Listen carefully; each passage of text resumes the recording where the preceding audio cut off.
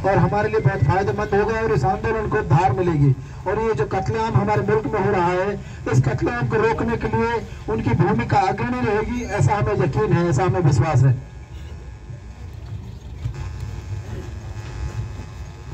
शुक्रिया, बहुत बहुत धन्यवाद। सम्मानित साथियों, मैं सबसे पहले ये चाहता हूँ कि जो हमारे भाई जुनैद और नासिर की जिस प्रकार से इन दंगइयों ने हत्या की है, तो यहाँ इंकलाब का जो नारा है वो इतनी जोर से लगना चाहिए कि इनको पता लग जाए कि जिन लोगों ने देश को संविधान दिया और जिन लोगों ने देश को मिसाइल दी, जब भी देश के अंदर दलित और मुसलमान पर हमला होगा, उस पर अत्याचार होगा, तो ना दलित चुप रहेगा ना मुसलमान चुप रहेगा।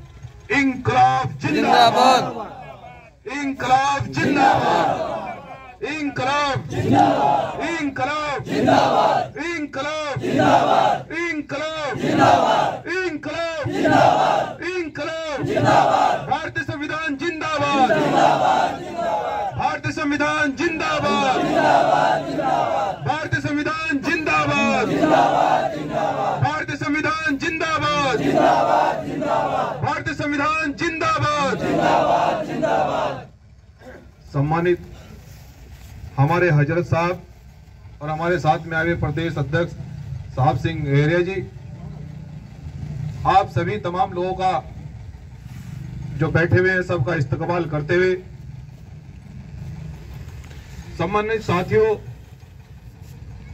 जिस समय इस घटना का मुझे सूचना मिली तो हृदय इतना पीड़ा से जल उठा, लेकिन आपके भाई ने एक संकल्प लिया था कि कितने जुनैद और नासिर को मारोगे, घर घर से जुनैद और नासिर निकलेंगे। तुम कितने दलित और मुसलमान को मारोगे, घर घर से बच्चा बच्चा संविधान लेकर इंकलाब का नारा लेकर निकलेगा।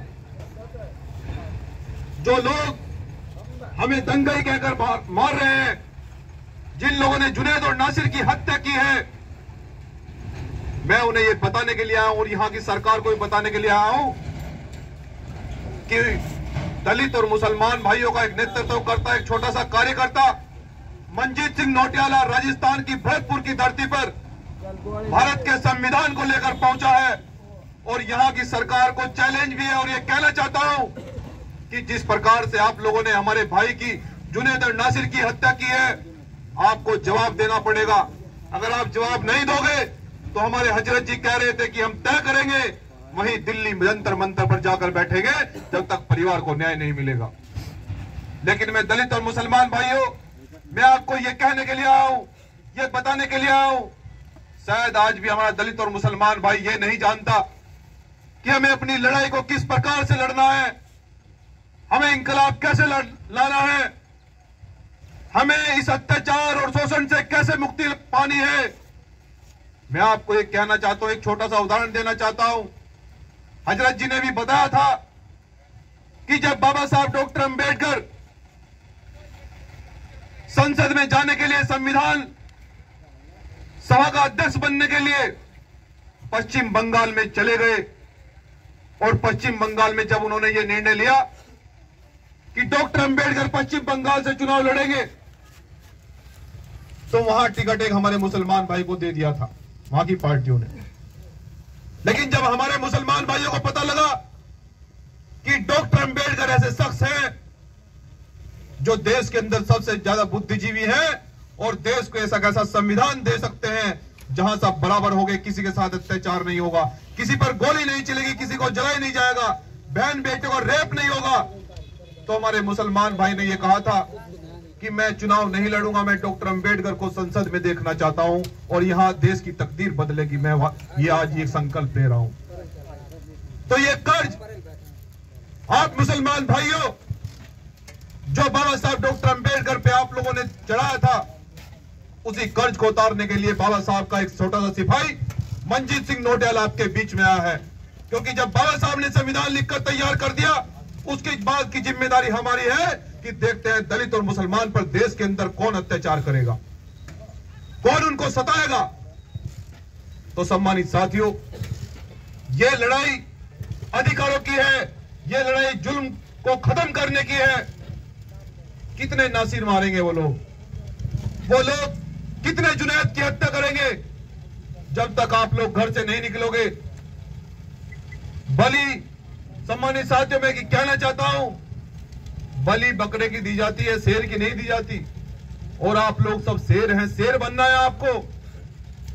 बाबा साहब डॉक्टर अंबेडकर यही कह गए कि मेरे बहुजन समाज के लोगों, जब तक तुम शिक्षा ग्रहण नहीं करोगे, जब तक तुम मेहनत से नहीं पढ़ोगे, ये तुम्हें अत्याचार करते रहेंगे, तुम्हारे साथ शोषण करते रहेंगे। जब तक समाज से डीएम और कलेक्टर बनकर नहीं निकलेंगे, ये तुम्हें सताते रहेंगे। जब तक तुम हुकूमत अपने पक्ष की नहीं बनाओगे, ये तुम्हें सताते रहेंगे। इसलिए आज भीम आर्मी का छोटा सा सिपाही आपके बीच में ये आह्वान करने के लिए आया है, ये बताने के लिए आया है कि मुसलमान भाइयों, जहां राजस्थान में आपका पसीना गिरेगा, मैं जवान का बहुत पक्का हूं, वहां मंजीत सिंह नौटियाल आपकी कौम के लिए खून देने का काम करेगा। आप जब जब कहोगे कि लड़ाई को रोड पर रहकर लड़ना है, रोड बंद करना है, प्रदेश को बंद करना है, तो ये भीम आर्मी का सिपाही किसी भी सूरत में पीछे नहीं हटेगा। आपकी लड़ाई को मजबूत करने के लिए मैं राजस्थान में आता रहूंगा। इंकलाब जिंदाबाद, इंकलाब जिंदाबाद, इंकलाब जिंदाबाद, भारतीय संविधान जिंदाबाद, इंकलाब जिंदाबाद, भारतीय संविधान जिंदाबाद, भारतीय संविधान जिंदाबाद, इंकलाब जिंदाबाद। सम्मानित साथियों, ये एक जगह की घटना नहीं है, ये कई जगह की घटना है। उत्तराखंड का हल्द्वानी, जहां 5000 घरों को, 80 साल पुराने घरों को हटाने के लिए वहां की निकम्मी सरकार ने आदेश किया। बड़ी बड़ी हमारे मुसलमान भाइयों के घरों पर बुलडोजर चलाने का आदेश किया। हमें पता लगा कि ऐसी सरकार ऐसा चाहती है, 80 साल पुराने घर तोड़ना चाहती है, किस लिए? केवल कुर्सी लेने के लिए। आपका भाई वहां संविधान लेकर पहुंचा। मैंने वहां के डीएम और कलेक्टर से कहा कि 80 साल पुराने घर किसको अधिकार है तोड़ने का? डीएम साहब आप मुझे बताइए। और अगर सत्ता का नशा है, अगर सत्ता गरूर है, तो यहां जनतंत्र है, ना अधिकारी को सोने देंगे और ना नेता को सोने देंगे अगर अत्याचार हुआ। सम्मानित साथियों, उसी दिन आदेश सरकार को वापस लेना पड़ा। मैं ये बात आपको इसलिए बता रहा हूं कि ये संगठन, ये आपके भाई आपकी लड़ाई को पूरे देश के अंदर मजबूत कर रहे हैं। हमें किसी पार्टी से कोई लेने देना नहीं है, हम तो केवल सामाजिक स्तर से आपकी लड़ाई को लड़ना चाहते हैं। सामाजिक आंदोलन से आपके हक और हकूक की लड़ाई को मजबूत करना चाहते हैं। इंकलाब चाहते हैं कि यहाँ मुसलमान का नाम देखकर उसे मारा न जाए, उसे पीटा न जाए, उसकी दाढ़ी देखकर उसकी हत्या न की जाए, दलित को ये सोचकर कि उसको मटकी छूने पर न मारा जाए।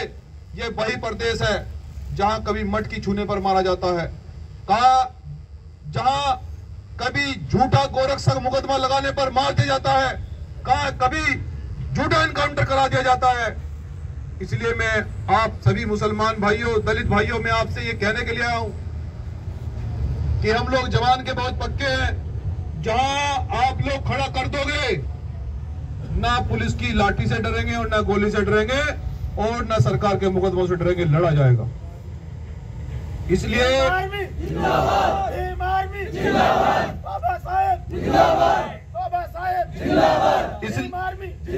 इसलिए आपको तय करना है कि संगठन को मजबूत करोगे नहीं करोगे? करेंगे। साथ खड़े होगे नहीं होगे? हाथ खड़ा करके बताओ, इस लड़ाई को लड़ना चाहते हो? नासिर और जुनैद के हत्यारों को सबक सिखाना चाहते हो? नासिर और जुनैद आज के बाद कोई नहीं मरेगा ये चाहते हो? हर घर से जुनैद निकलेगा, हर घर से नासिर निकलेगा। इंकलाब लाओगे तो लिख लो राजस्थान के लोगों, आज के बाद ना कोई नासिर मरेगा और ना कोई जुनैद को मरने देंगे। ये वादा करके जा रहा है आपका भाई आपके बीच में। और अभी हमारे हजरत साहब कह रहे थे कि हमने राष्ट्रीय अध्यक्ष जी से कि बिना पूछे ये निर्णय नहीं लिया कि हमें जंतर मंतर पर जाना चाहिए नहीं जाना चाहिए। ये निर्णय मैं हजरत जी भी छोड़ता हूं, क्योंकि दलित और मुस्लिम और जितना भी हमारा बहुजन समाज है, मैं निर्णय नहीं लेता हूं। समाज के जिम्मेदार लोग निर्णय लेते हैं। अगर आपने ये तय कर दिया हजरत साहब कि जंतर मंतर चलना है, ऐसा कोई प्रदेश नहीं बचेगा जहां जंतर मंतर पर जहां से लोग नहीं पहुंचेंगे। ये आपसे वादा कर रहा हूं। आप तय कीजिए इस लड़ाई को, आगे आगे बढ़िए। आप अपने भाई को आदेश करिए कि इस लड़ाई को देश के लेवल पर लड़ना है, हमें जंतर मंतर पर चलना है। मैं फिर से कह रहा हूं कि सबसे आगे आपका भाई खड़ा मिलेगा जंतर मंतर पर, खड़ा मिलूंगा वहीं पर ही।